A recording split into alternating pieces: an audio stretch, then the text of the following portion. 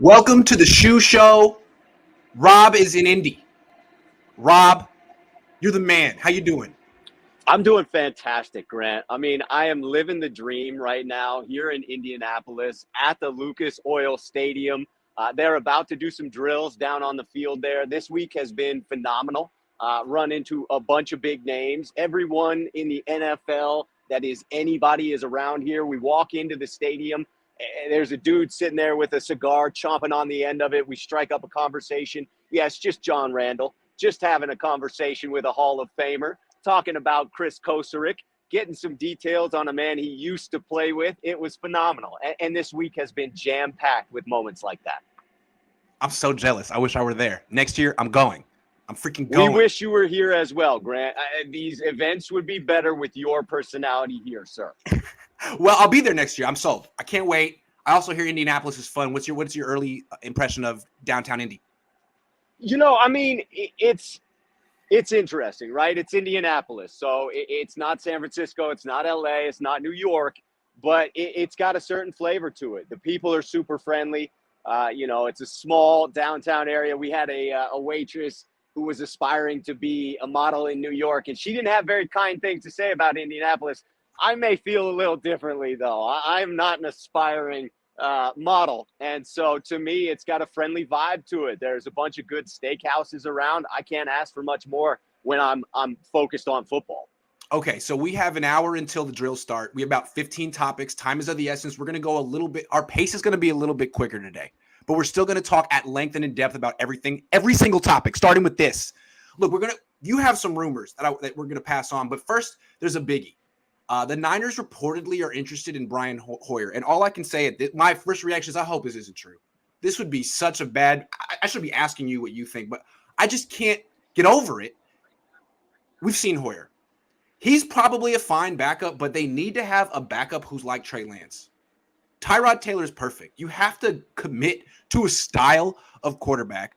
I believe that. I think I actually really do believe that. What do you think? I absolutely agree with that. If you're bringing in Bobby Hoyer to back up Jimmy Garoppolo, great, right? You've brought in another quarterback who is not mobile, who is a statue within the pocket. That makes sense to me. Kyle Shanahan himself has specifically said that he struggles in going back and forth between two differing styles of quarterback. So why would he put himself in a situation where potentially he's having to do just that? If Trey Lance were to get injured and you have to pivot to another quarterback, if they are not in the mobile quarterback mold, then what are you doing to yourself? Now your offensive line is, not prepared for that situation. To me, it just would be a poor move when there are suitable backup options. You mentioned Tyrod Taylor is out there. I believe Marcus Mariota. Both of those guys may want that fringe starter level money, but to me, I would rather settle on a Mitchell Trubisky or someone who is at least partially mobile. See, two things come to mind when I hear Brian Hoyer. One, cheap, yes. Cheaper than Tyrod Taylor. And maybe the Niners feel, well, we might have to spend $7.5 million on Jimmy Garoppolo just to cut him. Are we going to spend a lot in the back? I mean, a lot of money's going to this quarterback position. So cheap, and Kyle knows him, familiarity. And as John Lynch said, Kyle's not much of a networker. I would say get Tyrod Taylor. He's worth the money. But I think it'd be pretty disappointing to get Brian Hoyer. I mean, I think fans would prefer C.J. Beathard at this point. Nick Mullins. I think you're right. I think that would be the worst reaction, would be the fan base's reaction. I mean, we weren't excited in 2017 when he was coming in, and we didn't have any hopes in 2017. Now we're talking about a team where we have hope. Don't bring in Brian Hoyer. Don't. Let's be real. I mean, no 49ers fan in the world wants to see Brian Hoyer in that uniform ever again. No. I don't think that when you see Brian Hoyer come in, yes, he's familiar with the system, but if you lose Trey Lance, God forbid, for 3 or 4 games, and you've got Brian Hoyer, do you think the 49ers are winning 3 or 4 of those games? I don't. No, Brian Hoyer is awful. He's so bad. And so I guess beyond, the quarterback should be the same style as Trey Lance. He should be able to win games for a month if necessary. And Brian Hoyer is not that guy. Tyrod Taylor is. Yeah, if you're going to be a team that claims to be in contention for the playoffs, you should have a backup quarterback who's capable of winning you 1 or 2 games. Thank you very much. Terrible idea. I hope this is a bogus rumor. Okay, these rumors are not bogus. These are from Rob, who's boots on the ground.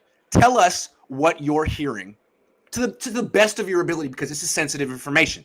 This is sensitive information and can't give, entire details on it. But what I will say is there are two pieces of relevant information. The first is that the 49ers are active in the cornerback market and Wow.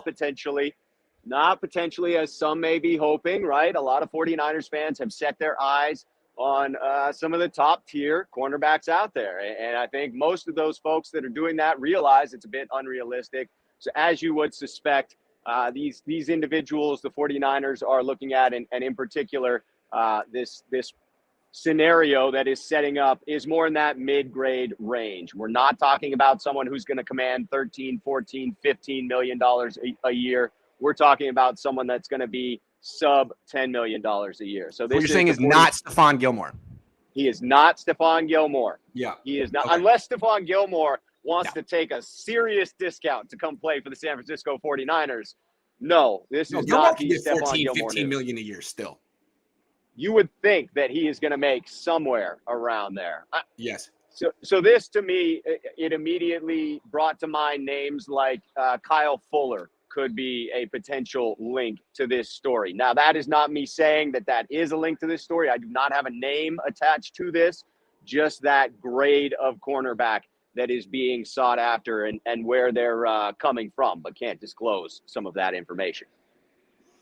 You said you had a second piece of information to drop on. The second piece of information is tagging on to what we already heard hinted at by John Lynch with regard to Mike McGlinchey, talking about Mike McGlinchey needing to, have patience in waiting for him to fully heal from this injury. This piece of rumored news is that the San Francisco 49ers are very skeptical of that return from injury and will, in free agency, work on an insurance policy against Mike McGlinchey. So look for the 49ers to be active in that tackle. Could you repeat that again about the insurance policy? Just one more time. What exactly is going on there? The 49ers will be looking to add a tackle to have an insurance policy in case Mike McGlinchey is not ready to go at the start of the year or is not healthy. Yeah, that makes sense, because as our own Jason Aponte, also boots on the ground, asked the first question at John Lynch's press conference and said, what's the deal with McGlinchey? And if it's worse than we know, could that impact your draft offseason strategy? And Lynch essentially didn't answer that question, but what he did say is that they're going to give him lots of time to get healthy, time to be pain-free, which to me sounds like no timetable for his return. Yes, this does seem to coincide nicely with that piece of news from John Lynch. I mean, if they're going to give a lot of time to McGlinchey, it could be that they just need someone to start the year as a right tackle. Interesting. Someone better than Tom Compton, I would think. So Tom Compton was in the $1 million a year range. I wonder what they'd be spending on a starting right tackles. Are they're not cheap. So it'll be interesting to see. Yes, very interesting to see. I mean, there are certainly some prospects, but this piece of news, this rumor was in relation to free agency and the Niners bringing somebody in there. So it'll be interesting to see how that unfolds. Okay, as you just mentioned, you're hearing that the 49ers are in the market for a cornerback. We're talking free agent market more so than the draft market. Let's name some names. Guys that you said in that mid-tier, maybe $8 to $10 million a year. You listed Kyle Fuller. That's one. I have some more names. How about Rasul Douglas? Rasul Douglas had 5 picks last year. He played for the Packers. I like 5 picks. He struggled a little bit earlier in his career, but put him behind a good front seven, and he was a playmaker. The Niners have a good front seven. That's another option, Rasul Douglas. I got more names. It is.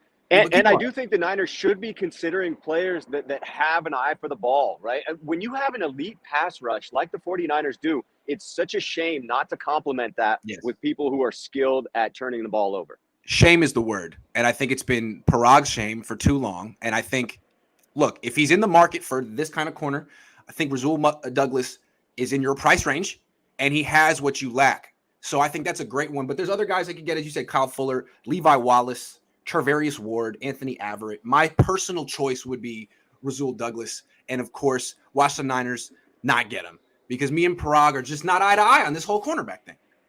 No, apparently he's not getting your emails, Grant. It's too bad. Oh, he should just watch the show. I mean, his wide receiver does. Okay, David Wilson says bye my draft crush Christian Watson 42840. Yeah, I don't think he's lasting to 61. What do you think? No, I don't think so. I mean, he is wildly popular here. Everybody was crowded around attempting to ask questions. He came across, he checks all the boxes that you want checked at the combine, Grant. He looks the part, check. He sounds the part, and he acts the part out there on the drills. I think that his draft stock is on the way up. I will be surprised if he's still there when the 49ers pick. Okay, the other piece of information you just shared with us is that the 49ers are in the market for a starting offensive tackle or someone who could start and be better than Tom Compton if Mike McGlinchey isn't ready. This is a free agent move. I have some names of free agent offensive tackles that might be in the Niners range. If they're looking for guys who've played a lot of right tackle, they could go for Morgan Moses, who's a decent starter. It's coming from the Jets. I mean, that's the same system as the Niners. He'd be fine. He'd be an upgrade over Tom Compton. They could also get an old friend, Trent Brown. Although Trent Brown is about 400 pounds and he plays about half a season. Probably not your top option. And they already traded him once. I think they already know his work habits and they're not thrilled about them. So Morgan Moses would be one. And if they want to get a left tackle and move him to right, they could and spend a lot of money. They could get Dwayne Brown or Cam Robinson or Eric Fisher or Riley Reif. So there's plenty of this. I'm curious to see who they end up. Maybe it'll be Morgan Moses. What do you think? Yeah, I would think that given their cap constraints and given the idea that it still sounds as if they're expecting Mike McGlinchey to make it back at some point, my guess would be that they go for a value tackle, right? So yeah, I would imagine. I don't think that they're going to break the bank here. If they're not willing to break the bank on a cornerback, which they clearly need, then I would think in this case they're just going to put a Band-Aid on it. They're not necessarily looking for an upgrade over Mike McGlinchey, although Tom Compton was an upgrade over Mike McGlinchey. So I'm sorry. Okay, moving on. So you have it. This isn't necessarily a rumor, but this is just a fact. The Niners have to sign a guard. It's either Laken Tomlinson or someone else. Laken Tomlinson won't be cheap. There are other options here. I'm not the biggest Laken Tomlinson. Can I just admit that I'm not the biggest Laken Tomlinson fan? I know he has good grades. Everyone likes him. The team he's respected by his peers. Yada yada yada. I don't know. He's okay.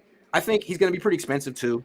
You could get a guy like Trey Turner, who's younger and probably just as good.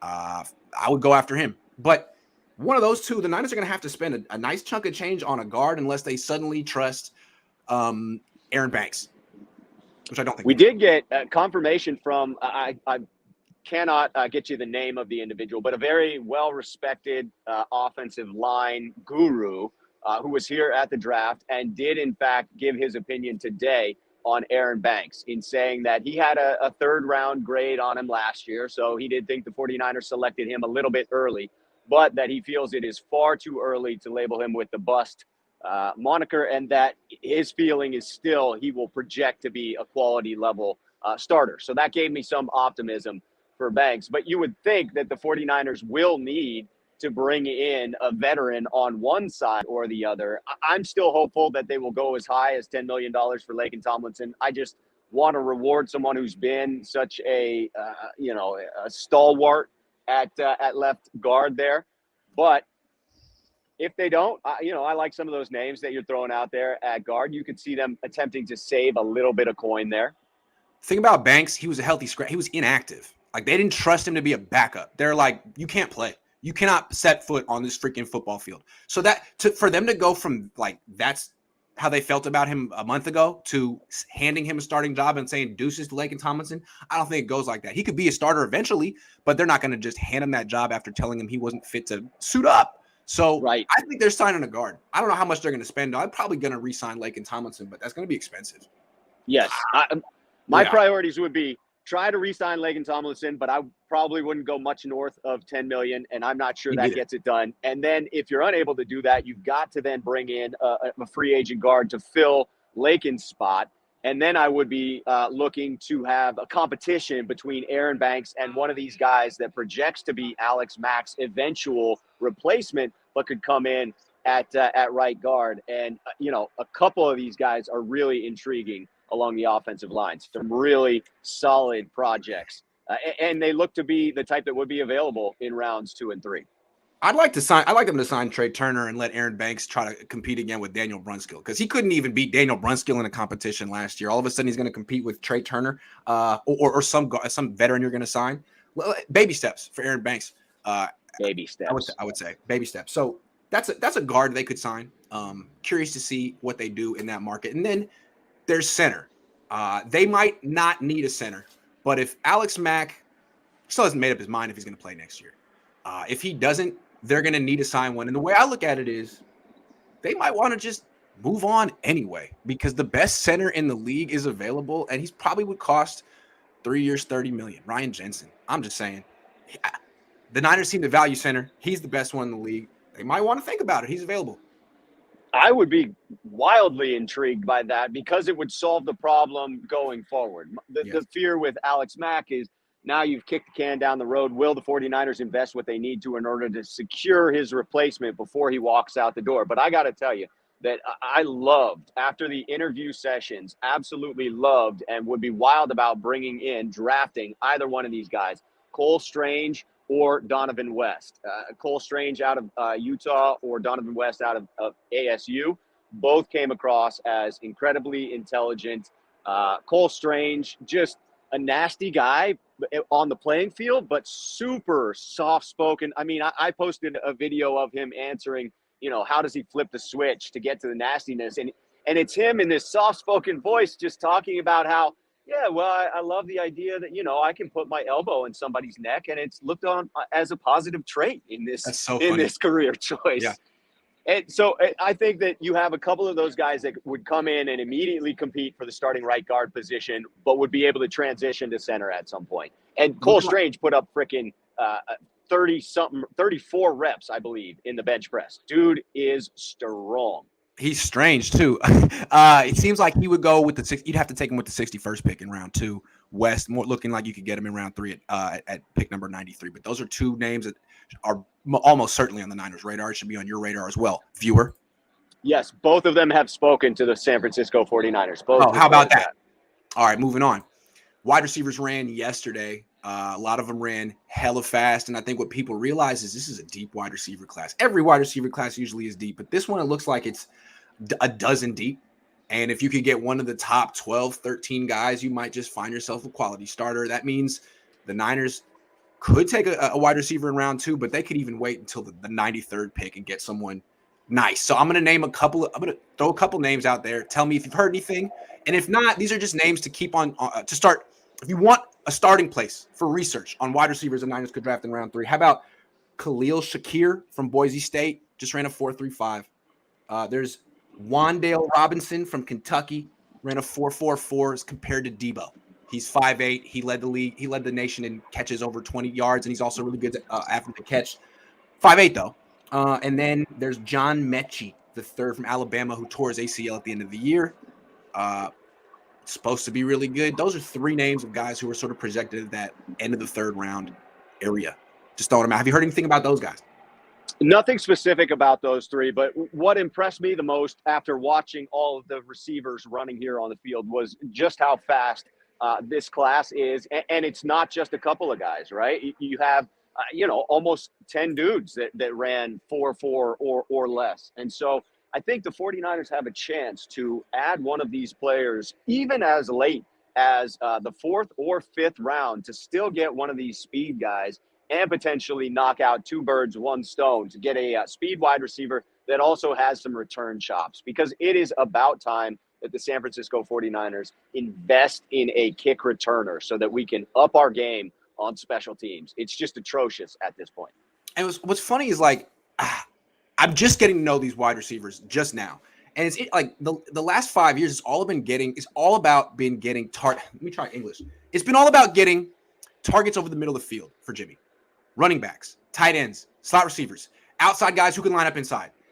Trey Lance is the exact opposite. Early on in his career, he's going to be throwing a lot outside the numbers because he has the arm for it. And 2, those are very simple, clear reads. You don't got to worry about safeties. You don't got to worry about linebackers. It's your wide receiver, the cornerback. He's open or he's not. You make the throw or you don't. Like, I think they need to get a lot of targets who specialize winning by the sideline. And I don't know how many guys the Niners have like that right now. They should be looking. I mean, Christian Watson's like that, right?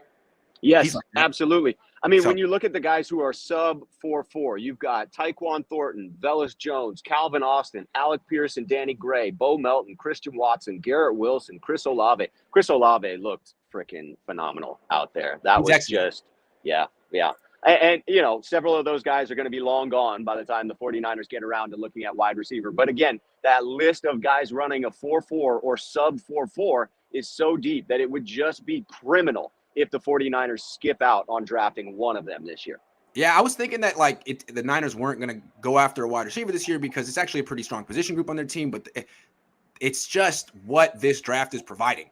It's so deep, it's so good. You might as well you have a late third round pick where you could get a guy who might in most drafts go mid second round. Maybe you just owe it to yourself. David Wilson says the wide receiver class broke the record for most subpar 40s this year. Not subpar, but sub 4.4. The wide receiver, hold on. Camp Report says Wan'Dale Robinson is exactly what Trey is looking for in a slot receiver who can stretch the field. Cool. I mean, there's a lot of good wide receivers in this group. Yes, yes, there are. Because it seems that the Niners sign a cornerback, sign an offensive tackle, that maybe this round 2 is where they draft a safety to replace Jaquiski Tartt, theoretically. You could get a good safety in round 2 usually. I mean, Tartt was a round 2 pick. Yes, he was. And the safeties haven't run yet, have they? They have not. Safeties have not run yet, and we have not gotten a look at them in the interview session yet. Right now, I have Petrie first and foremost on my list of players that I will definitely be asking questions in the interview and keeping a sharp eye out here in the stadium. The issue with Petrie is that currently he's listed as the number 34 prospect according to CBS. So his stock is pretty high. According to CBS, which I'm not saying is gospel, but right now they're saying at 61, the Niners could either get Brian Cook from Cincinnati or Lewis Sine from Georgia. They're both 6'1". Cook is 210. Sine is 200. So those are two guys that you should probably start looking at. I've never seen either one play, but these are guys that are definitely in the Niners range. And what's so hard about the draft and why I haven't been trying that hard to learn the prospects yet is they're all moving target. I mean, until you really know what a guy's draft stock is, it's hard to do the research. It's like, are you even in the Niners range? Are you really a second round prospect? And I think we're going to start to, once the combine happens, the media starts to figure out what these guys' draft stock is. And it doesn't really change unless there's, an arrest or something crazy. I'm just saying. Right. So we're going to learn this. The other thing to consider is that this is the opportunity where all the scouting departments and front offices come together, and a lot of those conversations begin to take place. And so this is the meeting of the minds where everyone has their own opinion on where these players fall. But now they're coming together and it becomes a consensus on the level of interest a player may be getting and the range in which they may fall. Because, look, frankly, I don't want to study I don't have time to study 300 freaking draft eligible prospects. I don't. I stream a lot. I have a very busy life. But once I know what the Niners' needs are, where they pick, and what prospects are actually being projected in those areas, then I can do some work. I can do my homework, and I can give you educated takes. So just bear with me here. Give me a couple of weeks. I'm going to We'll get the initial information for you from the combine here. You'll take that, aggregate it, and then decide on who those top pursuits will be and do the deep dive. Absolutely. All right, let's talk about Jimmy Garoppolo. The Niners are busy trying to find a trade for him. Jimmy's busy trying to find a trade for him. But here's the thing. There's a deadline here, I think. I was talking about this with Eric Crocker the other day. We didn't know the answer about when you have to be under the salary cap. I found out. When the league year starts. Yes.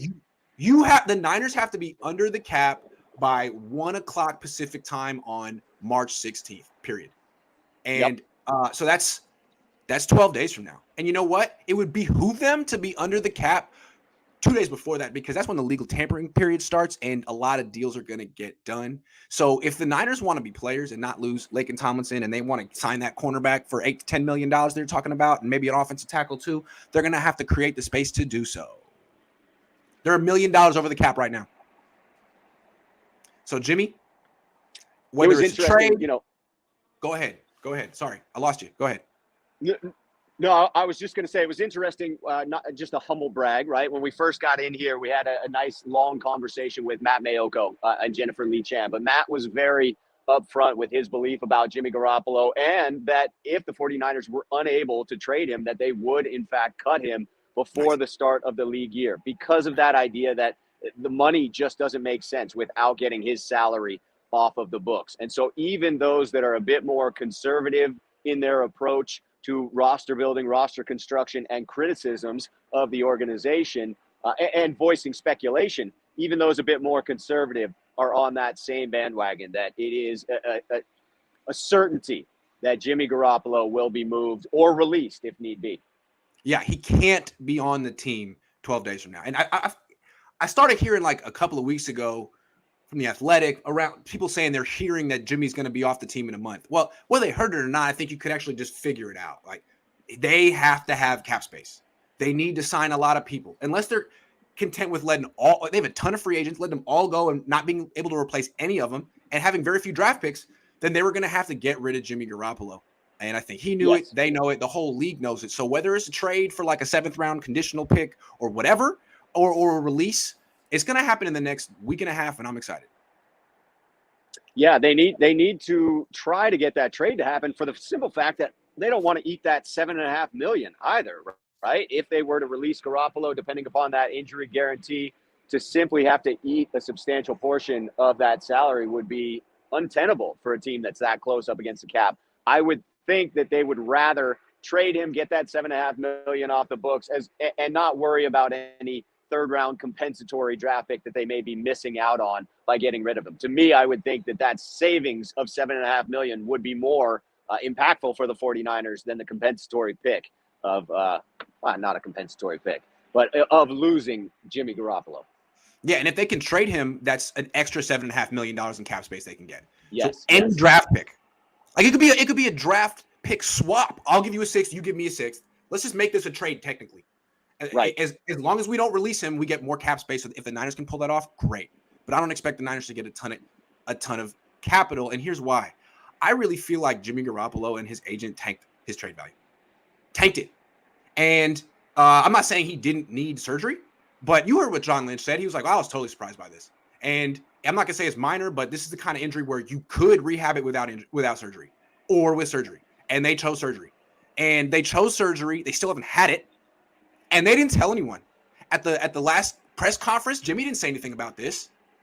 And he didn't say anything to the media or to his team. It was just like at the very last minute, right before free agency. Oh, guess what? Not only it's not that I've had surgery. I'm going to have surgery. And they say, oh, he'll be good by July. I mean, you don't know. It's his throwing shoulder. This could linger. It could cut into his training camp. It could cut into the regular season. So what the Niners thought, oh, man, he was worth a 3rd last year. We're going to have him. He's going to be healthy. Cap's going to go up. It's definitely going to be worth a 2nd or a 1st. Actually, he's not getting traded. And what's interesting, I don't think he ever wanted to get traded. There was a no-trade clause in his contract. He got traded once from the Patriots. I think it was probably traumatic. They had a traumatic experience. It was important for him not to get traded again. They had a no-trade clause. The Niners waited. There's no no-trade clause this year, and they just created one. Genius. It's genius. Don Yee's really good. It really is. I mean, to me, the most amazing part of this was John Lynch admitting, in this live interview that he had no idea coming in that this was the case. And to me, that just speaks to an organization and a player that are most definitely not on the same page, that do not have the same end goal in mind. And so it does. If I'm an outside organization and I'm looking at that and I say to myself, well, clearly Jimmy Garoppolo is not actively working with the San Francisco 49ers to assist them in this trade. If he starts to play hardball, if there isn't a whole lot of interest out there, is it now in my best interest as another organization to let Jimmy play hardball and let the 49ers end up having to release him? Does it force a team to sit out of the sweepstakes and not put out a trade offer for Jimmy Garoppolo? That would be my question. Yeah, I think at this point, the only team that would trade for a mediocre 30-year-old quarterback who's you have to pay $27 million next year, who's gonna be coming off a shoulder surgery, is a very stupid team. And a lot of people, I said that on Twitter, only a stupid team would trade for this situation. And everyone's like, oh, Washington is stupid. I'm like, hey, fair. That is true. And there are stupid teams out there, but whatever team does this, I'm like, oh, wow, you're the stupid team. Wow, it was you the whole time. So very interesting. It'll be revealed. I still think there isn't a team that dumb. And I think Jimmy knows it, and that's what Jimmy's counting on. Bayer Baller says, what's up, fellas? Grant, I got my post-combine top 20 wide receiver rankings video premiering tonight, 7:30 on my channel. I talk about all the guys you mentioned. Everyone watching, go watch Bayer Baller 18's video tonight. Subscribe to his channel. It's terrific. Mo Dollar says no team would trade for Jimmy knowing he will be cut. Maybe Bill O'Brien. Maybe Bill O'Brien. That's what I'm saying, man. Only a dumb team. Jimmy's for sure. Bill O'Brien. Thank you, Mark. He's so smart. He's so smart. Okay, let's keep going because I'm not done. I'm not done giving praise to Jimmy Garoppolo and Don Yee.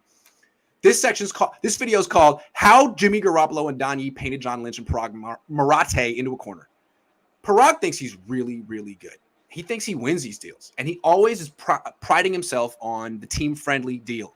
I protected the team. You know, we can get rid of him at any time on our terms. And what the Niners thought was last year, you know, it was hard to trade Jimmy because he had a no trade clause and he was coming off an injury. So wait a year, keep him. You know, his value will go back up. You can trade him wherever you want next year because his no trade clause will be gone. He'll play a full year. Kyle Shanahan will pump up his value. We'll give him those Jimmy gimmies. You got Debo. His value's going up. And we're going to trade him and we're going to win this deal. And not only did it not go up, it blew up. Because Jimmy Garoppolo and Don Yee freaking said so. And what happened was they were in control the entire time. And Parag Marath and John Lynch lost. Now, they can bite the bullet, move on, get the cap space, and have a very bright future. And they should. But in this particular deal, Don Yee and Jimmy Garoppolo can say they won. I think that's absolutely fair. It seemed as if it's set up perfectly for the San Francisco 49ers, right? They brought Jimmy back. They were going to have complete team control. And, oh, by the way, after what appeared to be a catastrophic start to the season, they redeemed themselves and got themselves to the championship game. And while, you know, you can argue about whether Jimmy helped them do that or got in the way, like he was the quarterback for they were patting themselves on the back mid-season, like, oh, his value's going up. This is totally – Ian Rappaport was like, oh, he's definitely worth the second, maybe a first. Everyone patting him on the back. Now what? It's amazing how quickly it shifted from the national narratives being, well, maybe the 49ers truly are going to get a first rounder out of this to where we are right now, to where maybe the 49ers have to release him because Jimmy Garoppolo has painted them into a corner with this new surgery news. I mean, after jerking Jimmy Garoppolo around all year, you know, bringing in his replacement and then telling him to be a good teammate, they really thought that Jimmy was just going to sit there and let them trade him to the highest bidder, no matter who that team was. It could be freaking Houston, Carolina. He was just going to sit there and be like, thanks, I'm going to go to Houston and make the most of it. Like, no, that's not happening. No, you're actually going to get nothing for Jimmy Garoppolo. You're going to get nothing for him, and he's going to pick where he goes. How about that? Ooh, man, the fact that they had that ace up their sleeve the whole time and the Niners didn't see it coming is kind of freaking amazing. It's like a M. Night Shyamalan twist. It's great. I'm impressed. Wow. Good gracious. Parag, you got outclassed by Don Yee. Sorry. Like I said, Jimmy for a bag. Trade it's Jimmy impressive. For a bag of chips. It is. You're starting to clip in and out a little bit. Their 5G service is. Hold on, I'll give you a minute. They thought they were playing chess with trading Jimmy. The only problem, they got checkers pieces and a monopoly board. The Pats got a 6 for Gilmore. Take what you can get for him or cut him. Agree. I agree. Last one, LA Blue says, if this surgery for Jimmy Garoppolo isn't necessary, watch Niners cut because of this issue, and then Jimmy decides not to have it and picks the team of his choice. That is interesting. Rob, if this surgery for Jimmy Garoppolo isn't necessary, watch the Niners cut because of this issue, and then Jimmy Garoppolo decides not to have it and picks the team of his choice. Damn, Jimmy and Don Yee have this so figured out. It is so genius. They could totally do that. Oh, I changed my mind. Actually, it's feeling better. It's feeling better. It's feeling better. What do you think, Rob? Jimmy's a winner. Haha, look at his LOL. That would be amazing. Okay, Rob. I'm Rob. Can you leave and come back in because your internet is terrible? Let's try to restart your internet connection because I have a little bit more I want to talk about, and I want you here. Unless I'm just gonna go on a George Kittle rant by myself. Is that okay? So I'm letting you go, and then choppy. I'm gonna want you to a little choppy. Yeah. So try to come back. Try to come back because I have more to say.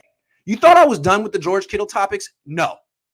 I'm just getting started on George Kittle, and I'm going to say this to Rob. I'm going to say it to you. I'm not trying to piss you off with this. I know I am because you have an emotional attachment to George Kittle. I'm not trying to piss you off. I'm really trying to help the 49ers here. I'm trying to protect the team that you root for, not the team that I root for. I root for me and my media empire. I'm trying to help the 49ers here. I think this is really scary what's at stake for George Kittle. So I'm going to give Rob 30 more seconds to come back. Otherwise, give it a rest, Grant. Jeez. No, this is important. I'm trying to protect your franchise. I know this wide receiver class like I know the back of my hand. I don't. That's why, man, bury a ball. You need to follow this guy. See, when I was at the PD, I had so much free time in my hands. I would just study players all the time. I don't have free time in my hands anymore. So what I need is my network to do the work for me. No, I'm going to do it. Rob. I am that network. I am that network. Thank you. All right, let's talk George Kittle. I mean, actually, forget I said anything about George Kittle. Forget. I'm not even talking about him right now. Here's how the 49ers can get a first-round pick and save $11.9 million in one move. Trade George Kittle with a post-June 1 designation. Now, the post-June 1 thing's a little confusing because you think, well, if you trade him after June 1, there are these rules. You can actually trade him before June 1 with a post-June 1 designation. What's the point of that? Well, it allows you to trade for picks now. And what it does, it doesn't free up the cap space until June 2, but eventually that cap space is created and his money's off the books and you got to pick now for him. So I know no 49er fans want to trade George Kittle because you are deeply emotionally attached to him. That's okay. I understand. We're going to address that. And he also used to be the best tight end in the league. He did used to be. I don't know if he is anymore. He was great 2 years ago. But if you want an additional almost $12 million in cap space, along with what you're going to get from Jimmy Garoppolo, if you want a first-round pick, which you don't have this year or next year, you can do it in one move. Now, you wouldn't be able to use that $12 million in cap space until the free agency is essentially over. But you have it. You could trade for players. I mean, there are players who become available later on, and you'd have it for next year too. So I know I'm going to have to sell you guys on trading Kittle, and I haven't done it yet, but I'm just saying, $12 million, first-round pick, that's what you could get. Post-June 1 designation. And you could hold that money and use that to sign your rookie class, right? I mean, a lot of those rookie deals aren't getting done until closer to camp. And so potentially you use that. I think about $8 million of that would go to the rookies. Absolutely. Okay. So I'm going to answer questions at the end. I want to keep going because I don't want to break my train of thought. So that Niner guy, I'm coming to you. But so I just said that the Niners, what they can save, what they can get from trading Kittle. Now, why should they even entertain the thought? My question is George Kittle's lower body breaking down? What I want to do, what's the phrase I wrote? Hold on.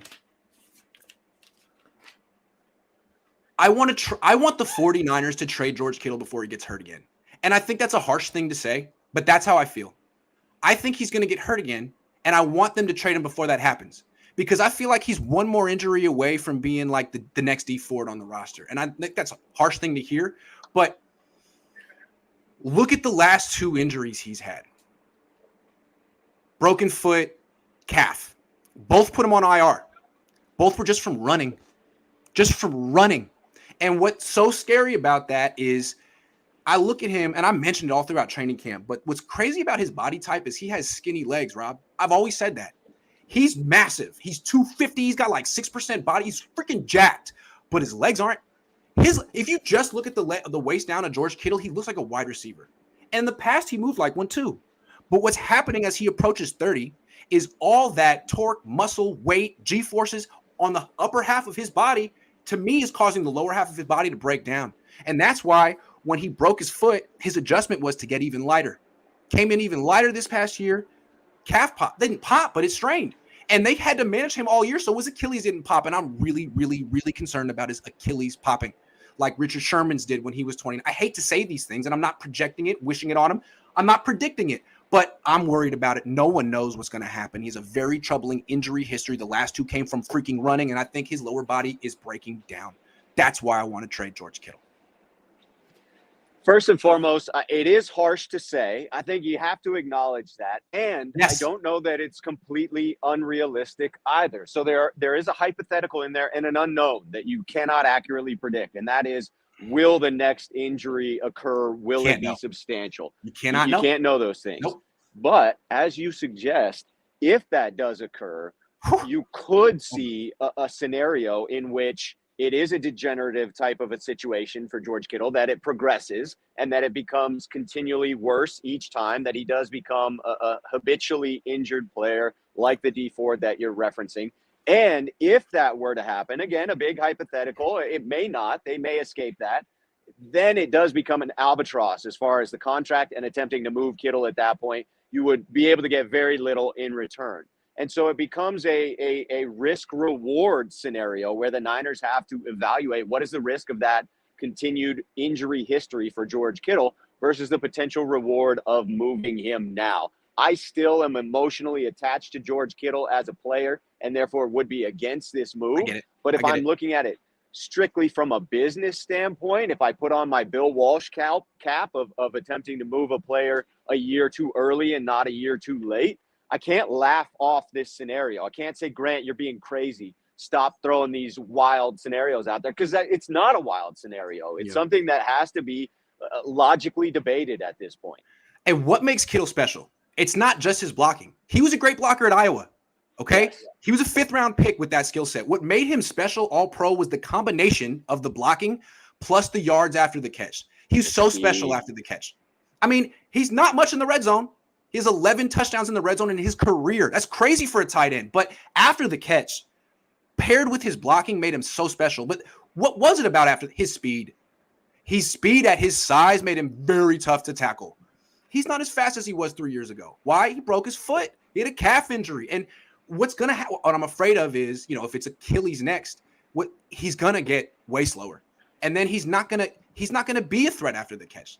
He's just going to be a good tight end who's a good blocker, but he's not that special guy anymore, and he's not worth what you're paying. You can't trade him anymore.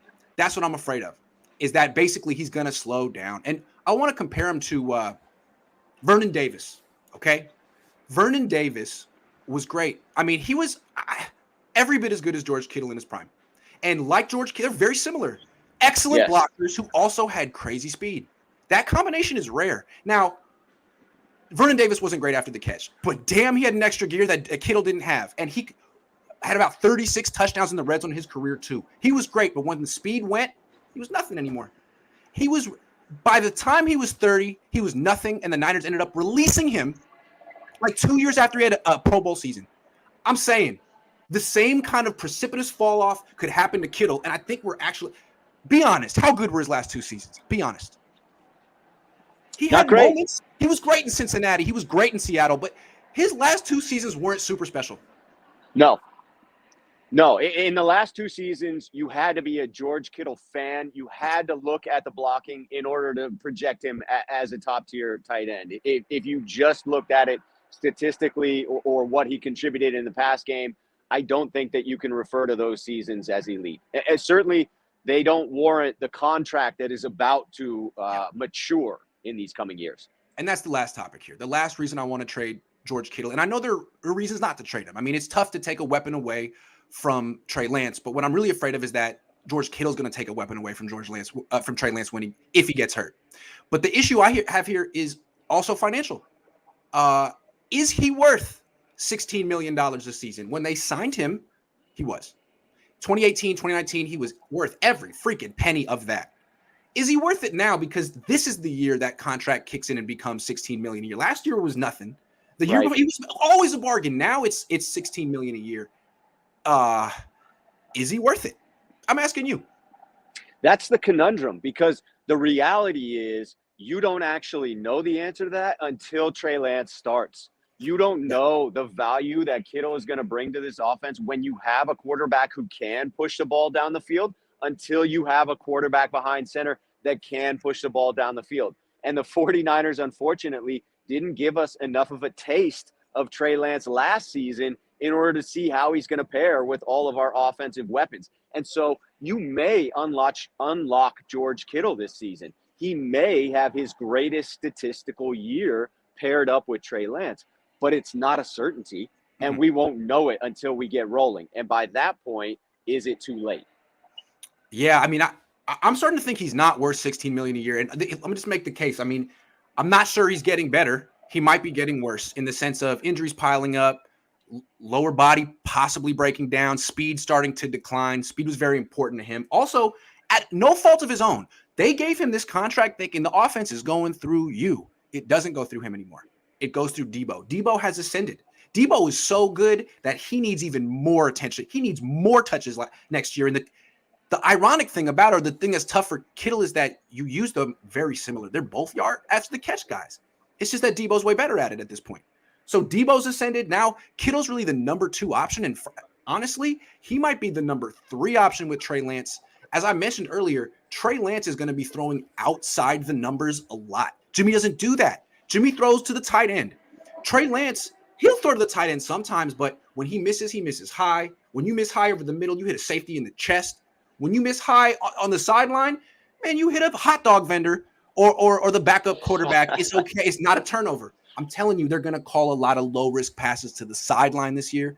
And that's not even Kittle's fault, right? But if you're not going to use him the way you thought you're going to be using him, then I don't know if you can justify spending $16 million on a blocking tight end. That's how you use him. Yeah, it's fair to think that Brandon Ayuk is going to climb up the depth chart with regard to targets because he is actively training with Trey Lance. And there's going to be a palpable chemistry that develops from that. George Kittle spends his off seasons in Tennessee. And so I doubt that there's going to be as many opportunities for the two of them to connect. Also, Ayuk runs his routes much closer to the sideline than Kittle does. Yes, absolutely true.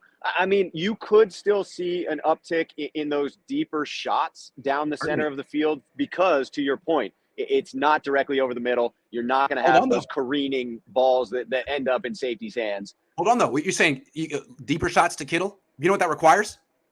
Sprinting. Running. Yes. That requires speed. Sprinting. It does. To me, I think a big reason that Kittle wasn't getting the targets this year is they were trying to limit like the routes he ran. I think they figured the more he runs, the more likely that that thing could just go. The thing could just pop. When they say a calf, I mean, that's what they said about Kevin Durant a week before he popped his Achilles. So I think they were pretty nervous and they did a good job of managing it, but he's going to be a year older now. 16 million a season. Wow, scary. But I do think despite all of this, despite 2 injury-plagued seasons, he's approaching 29 and he's expensive. I still think you could get a first-round pick for him this year. And to me, it's like, look what Kansas City did. They got a 2nd-round pick for D Ford right before his career fell apart. Bravo. Well done. They did it right. They knew that was a time bomb. Sorry, D. That was a ticking time bomb. And they got rid of him right at the right time. Niners, I don't know the answer here. I think they should probably know better. But if you have a good sense of this and you don't really trust his lower legs, make a tough call. Make the right call. Send him out like Kansas City did. It would be a tough call, but if, as you suggest, that played out in that particular scenario to where George Kittle does suffer another injury, it does further hamper him.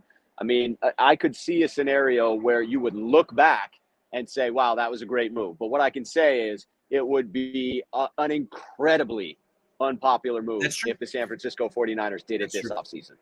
One more reason why I think it's something they need to consider. Let's say he does continue to slow down and he's not the yards after the catch guy he was anymore. Well, or he just gets injured. Like Vish said this earlier in the week. Well, Gronkowski got injured a lot. He's still good. He still had value. Here's the difference between Rob Gronkowski and George Kittle. Rob Gronkowski's game is not based on speed at all. Rob Gronkowski's game is based on being way bigger than everyone else and what he can give you in the freaking red zone. In his career, Gronkowski has caught 65 touchdown passes in the red zone. He just posts you up. There's nothing you can do. Kittle, in his career, has 11 touchdown catches in the red zone. Like, when the speed goes, he's not going to be a super valuable receiver anymore. He's going to be a lot like the guy he was at Iowa again, which was a 5th-round value. That's all I'm saying. It's kind of strange for a dominant tight end to not be dominant in the red zone, but that's just not how they use him. It's not what he's been. Can't dispute that. It doesn't match up with what you think of when you think of an elite athletic tight end that has size, that is someone who should be able to create separation, and yet the 49ers have continued to struggle there. Again, I mean, he is such a key member of this team that it would seem like a strategic mistake to trade another locker room guy like they did with DeForest Buckner. But from a production standpoint, from a business standpoint, if you remove the emotion from it, again, I just don't think it's something that you can laugh off. Yeah, I really think you shouldn't laugh it off. And again, I don't root for this team. If you do, I think you should be concerned about George Kittle getting hurt again, because I think he's, what if he tears his Achilles? I know you can say that about any player, but he was this close last year. He's this close to being untradeable. He's still worth a 1st-round pick. It's a very interesting time, and all I'm saying is I'm concerned. I really don't want him to turn into the next D Ford on the 49ers roster. And not just because, I'm not saying like he won't play, but he won't be tradable. He won't be worth his contract, and he'll probably be on the field. He's a tough guy. He plays through these things. But if it's an Achilles, what can he really do? I'm worried for the 49ers and their fans that they're kind of living in peace, in la la land on this one. I love George Kittle. He's great. And not really stepping back and being like, man, look what happened to Vernon Davis. Look what happened to his last 2 seasons. Are we really? I'm just saying, I'm rambling. Anyway, I don't expect to change anyone's mind, but every so often I'm going to remind people that I'm concerned and that they should think about it, because if it does happen next season, everyone's going to be like, damn, Grant was right. So I'm just giving you guys ample opportunity to come on my side. Well, here's the gentleman's bet, Grant. At the end of this season, if we're looking at George Kittle's statistics and they're through the freaking roof, I am going to rub it in your face. And if it is the opposite, and if he gets hurt, I will not rub it in anyone. I'm not. Come on. I'm not rooting for Kittle to get hurt. I'm not gonna be happy if he gets hurt. I'm actually very concerned. So if I win the bet, I lose, and the Niners lose, and Kittle lose, and it's a very sad day, and I won't be happy about it. I won't gloat at all. But if I lose the bet, Niner fans everywhere should rejoice and throw it in my face, and I'll gladly take a Boston cream pie and I'll pie myself. I will pie myself if George Kittle. Hopefully we could get George Kittle to come on my program out of spite to you so that we could do a Grant spite show. There you go. All right, let's answer these questions before you got to get back to work. That Niner guy says Brian Cook plays a lot like Tart and Single High and Robert Looks. Love the fuel for that, for the thank Kittle and future Happy Gilmore apology coming. I don't know, man. I'm saying, I don't know. Cedric Mitchell, $10. I'm really concerned about the next Kittle injury. The last 2 have been very similar. Smack Jones says trade Kittle and Jimmy best buds forever and get a damn interior guard and center. Damn this Jimmy throwing change up balls because he sees the end. If Kittle can't see past the slant route, he can go. I like Smack Jones all of a sudden. That's my favorite person. Smack Jones 919. I love you.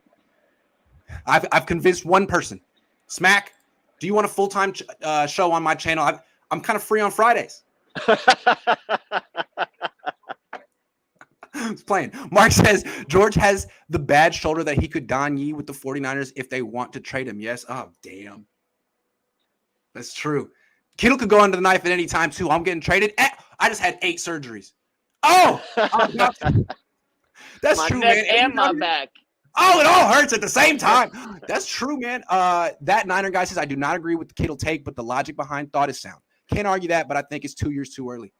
Well, that'll be interesting. I hope I'm wrong. I don't want to be like, hey, this athlete's career is about to end. He's about to get hurt. Watch. Like, I'm not rooting for that. I'm just concerned. I think there's a difference. I'm rooting for me to be wrong. I like being wrong. Justin says he's a new member. Thank you, Justin. Give me Christian Watson over Kittle. Yeah, Christian Watson in the second round. Where's Christian Watson projected at this point? It looks early second. I mean, people are talking about sniffing the first round with that 40 time, but I think you're probably looking early second round. My prediction would be top 10 picks in the second round. Okay. All right. I mean, the Niners could get there, right? If you're able to move Jimmy Garoppolo and you get another second round pick or another third round pick and you package multiple picks, you can move up. I just don't think they will.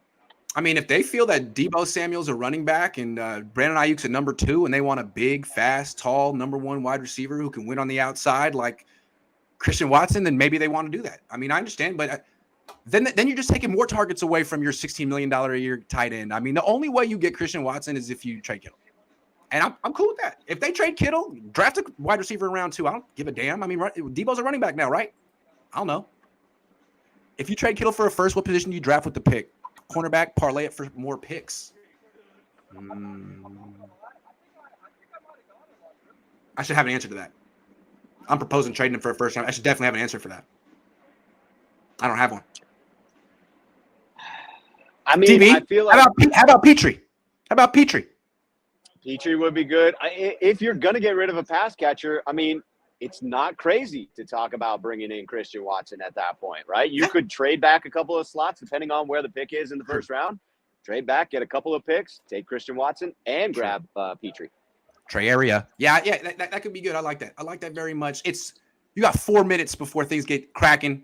Thank you for doing it. We did it. We did the show in the right allotted amount of time. It was great. Knocked it out. Because we are professionals, Grant. Go get back to finding out those rumors, baby. That was great. Well done. You like that? You like that? Hey, and follow Rob on YouTube and Twitter too. Rob Schuh, SCHUH. If you're listening on a podcast, as some people do. Yes, they do. I love the Schuh Show on the Cohn podcast. It's fantastic. Need to see Kittle production usage in Lance era before significantly lowering his stock. 2 targets against Houston. All right, everyone. Have a great day.